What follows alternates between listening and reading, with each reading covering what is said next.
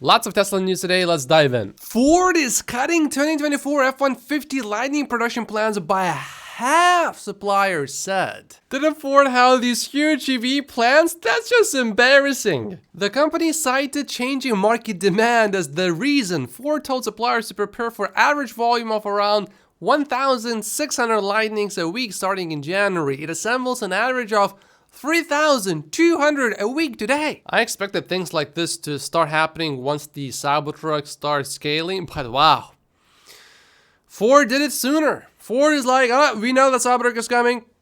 We just give up. And this is just silly. With this 50% production cut, Ford plans on making about 83,000 Lightnings in 2024. It's entirely possible that Tesla could produce more Cybertrucks in 2024 than Ford does Lightnings. Wow. Ford had a huge head start.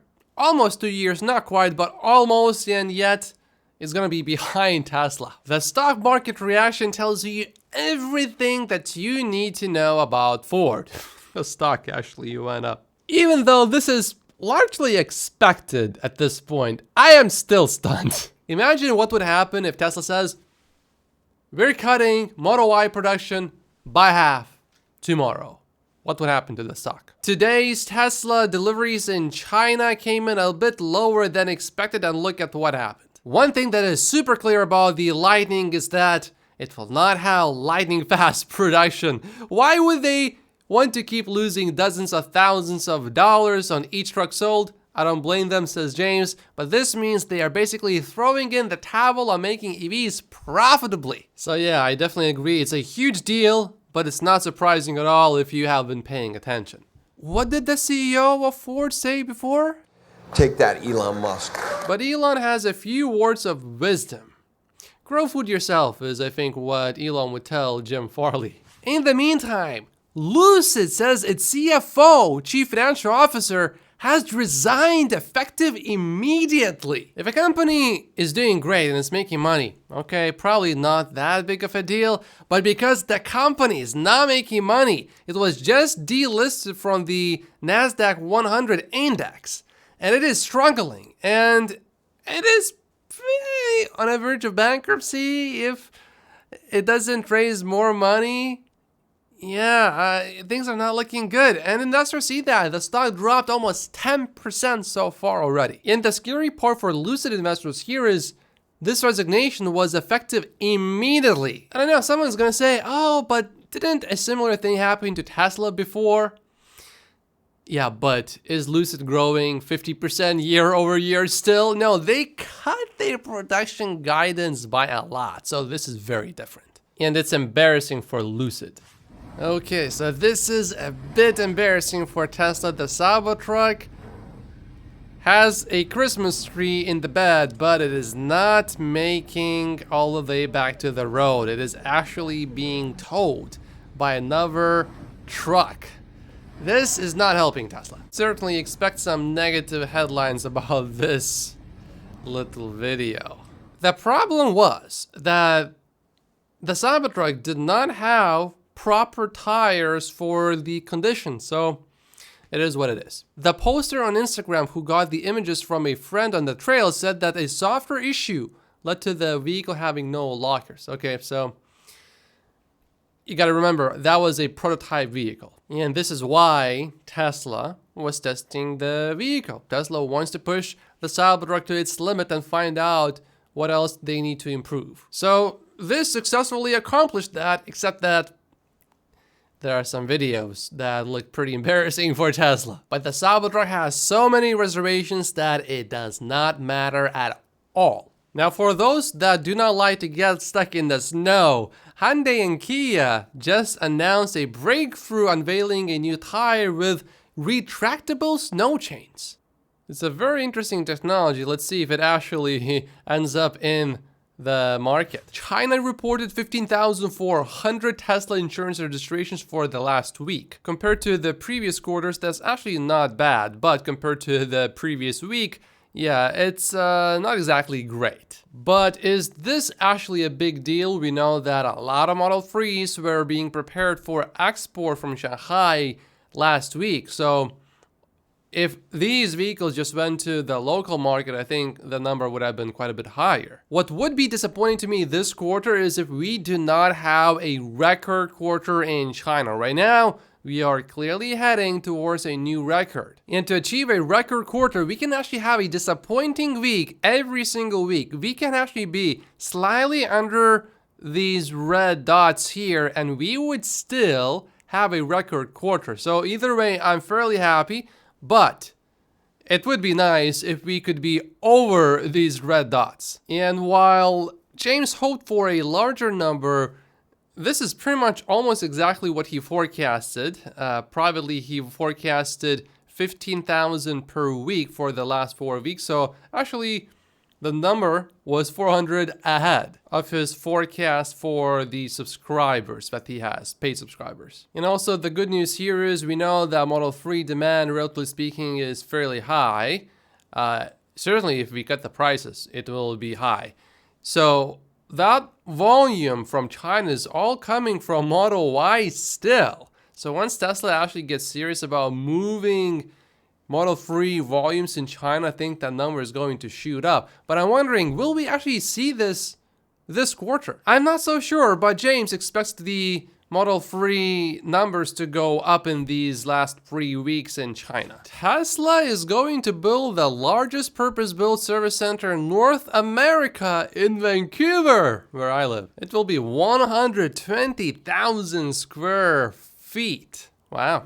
The Washington Post published this story, which is getting some traction. Tesla drivers run autopilot where it's not intended with deadly consequences. The Post has identified about 40 fatal or serious crashes since 2016 involving Tesla's driver assistance software. And this is where a lot of the heat is coming from. At least 8 of these occurred on roads where autopilot should not have been enabled in the first place, a Post analysis finds, in spite of federal officials calling for restrictions.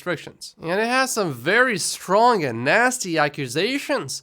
Safety does not seem to be the priority when it comes to Tesla. How many more people have to die before you take action as an agency? And this is quite rare for Tesla to do, but Tesla is fighting back. The Washington Post leverages instances of driver misuse of the Autopilot driver assist feature to suggest the system is the problem. The article got it wrong, misreporting what's actually alleged in the pending lawsuit and omitting several important facts. Mr. Angulo and the parents of Ms. Benavides, who tragically died in the crash, first sued the Tesla driver and settled with him before ever pursuing a claim against Tesla. The Tesla driver didn't blame Tesla, didn't sue Tesla, didn't try to get Tesla to pay on his behalf. He took responsibility. The Post had the driver's statements to police and reports that he said he was driving on cruise. They omit that he also admitted to police, "I expect to be the driver and be responsible for this." The driver later testified in the litigation he knew Autopilot did not make the car self-driving and he was the driver, contrary to the Post, and Angulo claims that he was misled, over-reliant, or complacent. He readily and repeatedly admitted, "I was highly aware that was still my responsibility to operate the vehicle safely. I would say specifically, I was aware that the car was my responsibility." But because, it's so convenient to say, Elon bad, Tesla bad, so yeah, bad. Tesla always bad. Oh, but it gets even worse. The Post also failed to disclose that Autopilot restricted the vehicle's speed to 45 miles per hour, the speed limit, based on the road type, but the driver was pressing the accelerator to maintain 60 miles per hour when he ran the stop sign and caused the crash.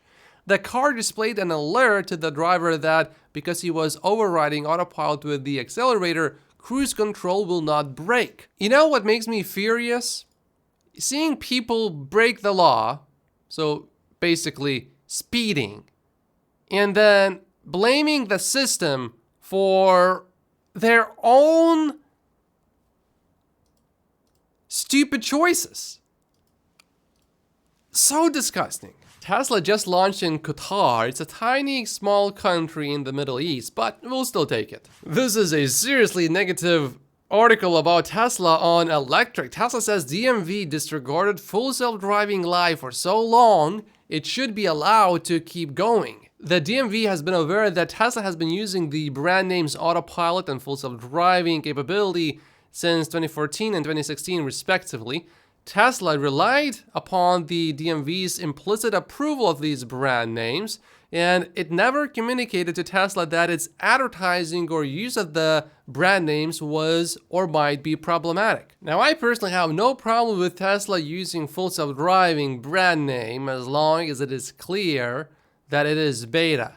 So I'm not really on board with this being a very bad thing. Now, if you go to Tesla's website and you try to configure your vehicle and you want to add full self-driving, you will see this. Full self-driving capability. It does not say beta in the name, which I personally, as a consumer, if I knew nothing about Tesla, my thinking would be the car can drive itself.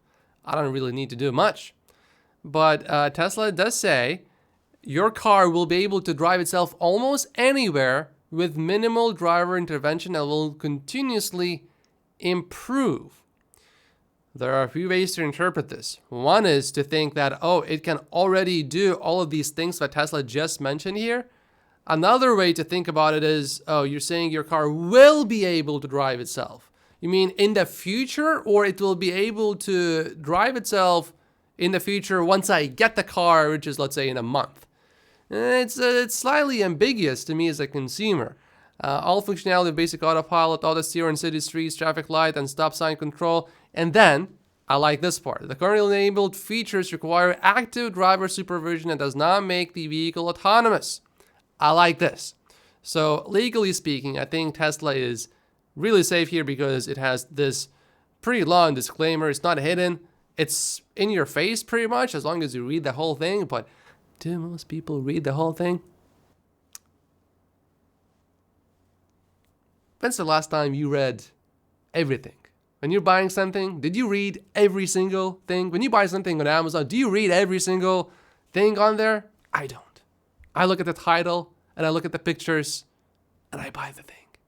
So probably many people don't read this. Now, if Tesla put the word beta here, full self-driving beta capability, or full self-driving capability, in brackets, beta, I don't think anyone would really have a problem with that. We just learned how Tesla was able to reduce Cybertruck costs in a very surprising way, actually. We learned this from the interview that Sandy Munro did with the whole Tesla team. Tesla's remarkable efficiency in design enables the production of Cybertruck front castings using the same gigapresses utilized for the Model Y. This is a big deal because you know how big the Model Y is and how much bigger the Cybertruck is.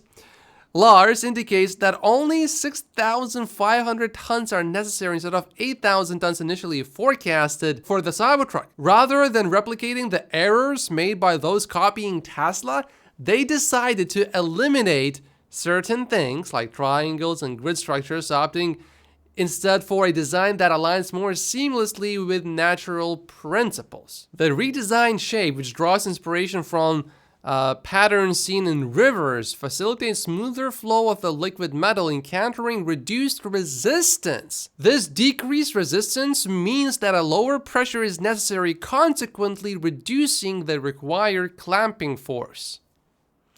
Sounds real simple, but it's genius. Because when you have the blind leading the blind, which is what all other companies are doing, which are trying to use gigacastings, they just copy what's out there and they don't think. But Tesla still thinks, and that's how Tesla is able to still get ahead. So they successfully reduced the required clamping force by an impressive 1,500 tons. Crazy. But it gets better. Moreover, this design also facilitates a more uniform cooling process post-injection, contributing to a reduction in cycle time. And the Cybertruck's front casting extends farther forward compared to the Model Y. While the Model Y features a separate crash can, the Cybertruck integrates this safety feature into the front bumper, therefore reducing the parts needed, therefore making the vehicle cheaper to produce. This is very interesting. Porsche says its upcoming Macan EV will have an optional heads-up display with augmented reality. It would be really cool if Tesla said that. It's completely unnecessary and you don't really need it, but it is pretty interesting. And speaking of completely unnecessary, here is a BYD vehicle doing things that only an RC vehicle, little car, should do. Why? Why would you do that? I mean, it's cool, but this is beyond unnecessary. This is what you call unintended consequences. The unions are supposed to protect people's jobs, but because the port workers are on strike and Tesla cannot get the vehicles into Sweden through ports, Tesla is just getting the vehicles into Sweden via trucks. They just drive through Denmark to get into Sweden. So port workers have less work, but the Dutch and the Danish truck drivers, they have more work. Elon Musk has reportedly accepted an invitation for an event in Rome this weekend from the president of Italy. It was really fun seeing Elon visit Italy the last time when he met the prime minister. I haven't seen a woman so attracted to Elon before. The prime minister was all over him. We've seen the fact that EVs, at least in terms of demand, that demand seems to be falling. We have this report out from the Washington Post pointing to some issues that Tesla might have here with its Autopilot system. What do you think how big of a risk do you see this being for Tesla, at least in the short term? I want to step back a little bit on this EV narrative because I think the growth has been moderating a little bit. We're still talking about 35 to 40% year-over-year unit growth on EVs. So I just want to make sure that point gets made here before we move on to the autonomous question.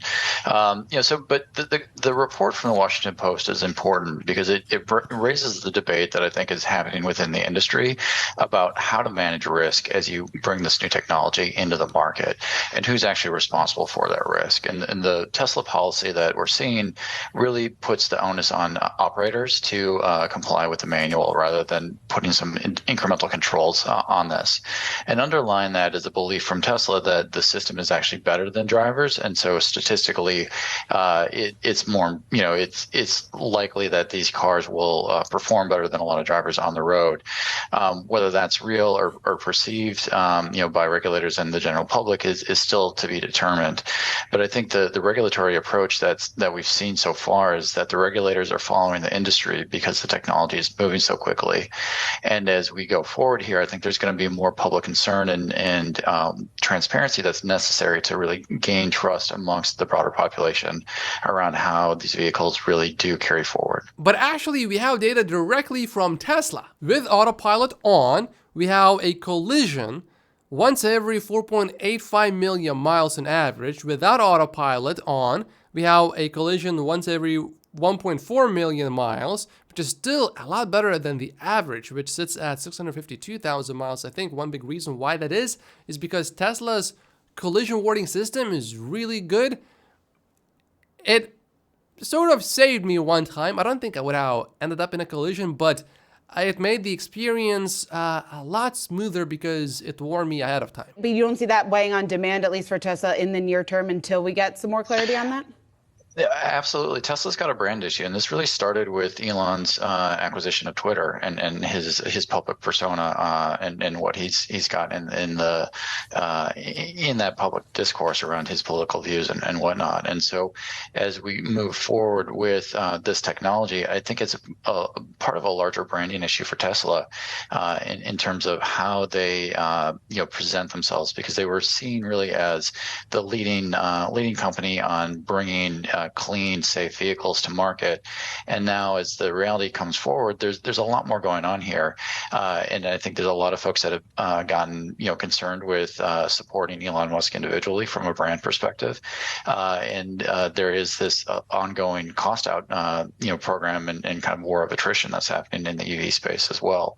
And so I think this is just one more element of that broader dynamic. And it certainly isn't going to help folks buy the FSD offering or sign up for it up front. But I do like it that Tesla defended itself here, and maybe that will help the sentiment to be turned around at least a little bit.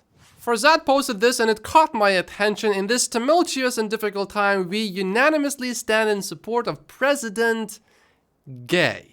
Now, I have not grown up in the US or Canada. I immigrated here, so this is a genuine question. Is the first name of this person President? You know, maybe when people come to America and they say, my kids will be president, maybe they just mean, I will name my kids President. Turns out the answer is no. Her first name is not President. And so naturally, I also look at her bio, and there's a spouse, Christopher Afendilis. And this will have absolutely nothing to do with what you see on the screen here, but I was flabbergasted when I found out that North Korea is actually called the Democratic People's Republic of Korea. Democratic. So I have an idea. From today, going forward, because I am not a comedian, I am a comedian. Anyway, like and subscribe if you haven't yet, and I will see you in tomorrow's episode. Thank you so much for watching.